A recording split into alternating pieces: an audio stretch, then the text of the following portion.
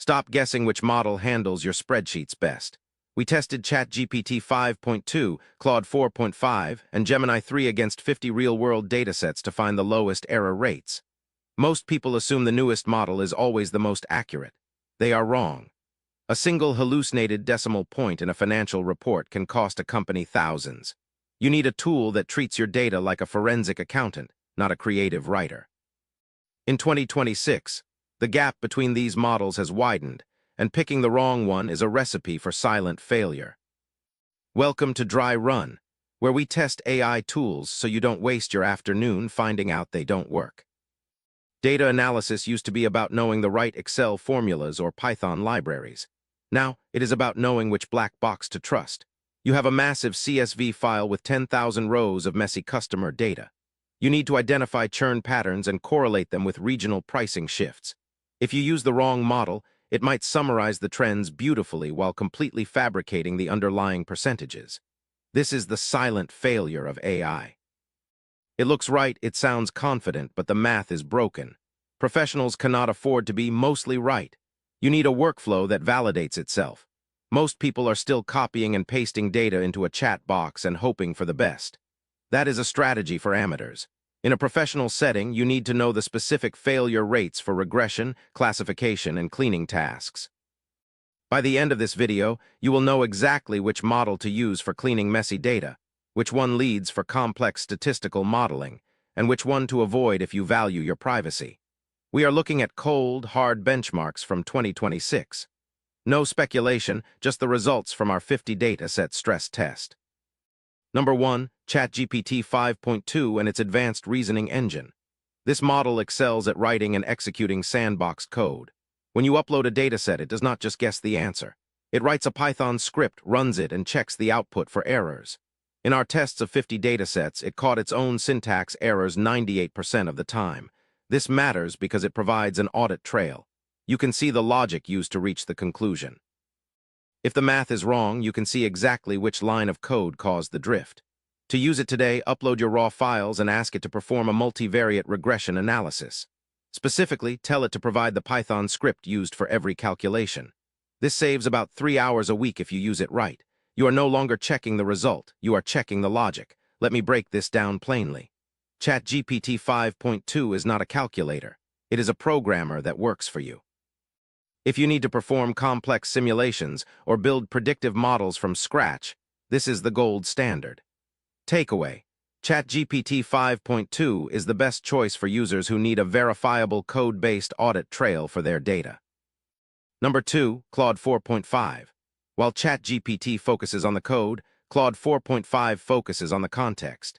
It has a 2 million token context window that actually works without losing track of the middle. We fed it 300 pages of unstructured qualitative survey data alongside quantitative sales figures. It identified a correlation between customer sentiment and shipping delays that 3 human analysts missed during the initial review. Claude 4.5 treats your data as a narrative, not just a grid. Here's the thing most people miss: raw numbers rarely tell the whole story. You need a model that can read the notes column in your CRM just as well as the revenue column. Use this when your data is messy and needs interpretation rather than just raw calculation.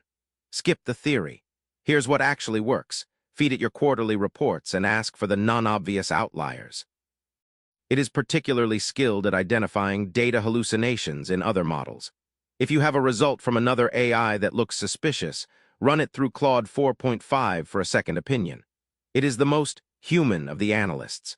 Takeaway: Claude 4.5 is the superior model for synthesizing qualitative insights with quantitative metrics.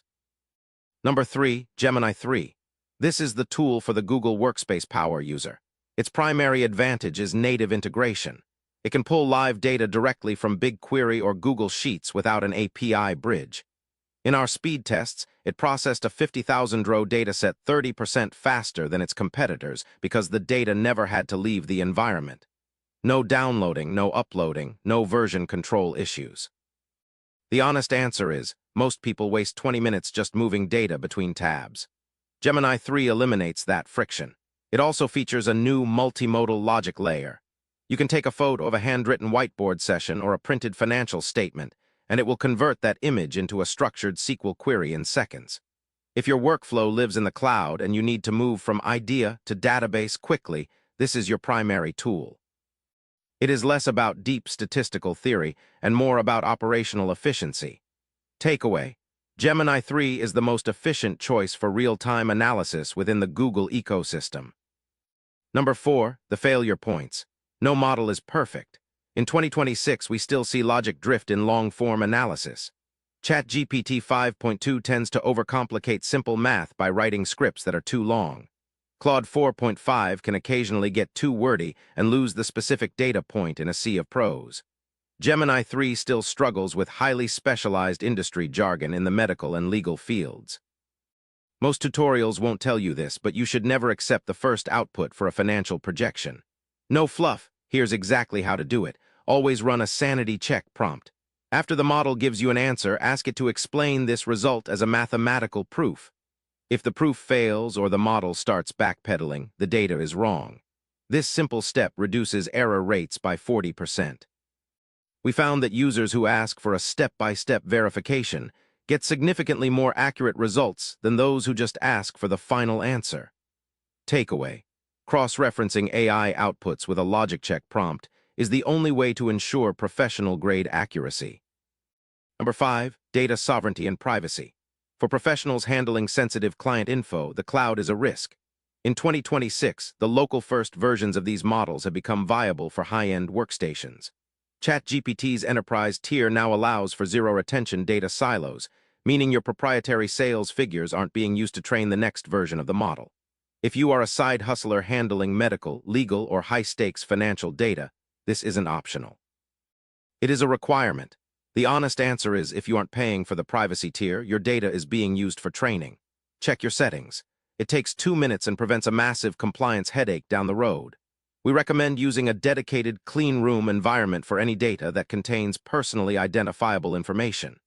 Takeaway: privacy settings are the most overlooked part of the AI data workflow and the most likely to cause professional friction. That's everything for today. If one of those saves you even 30 minutes this week, it was worth your time watching. To recap, use ChatGPT 5.2 for code-heavy tasks that need a clear audit trail. Use Claude 4.5 for deep context and finding hidden patterns in messy, unstructured text. Use Gemini 3 if you need speed and live integration with your existing Google Sheets or BigQuery databases. Always run a sanity check on your results to catch logic drift before it hits your boss's desk. If this was useful, hit subscribe. We post every week, no filler. And drop a comment below. Which of these 3 models are you currently using for your weekly reporting?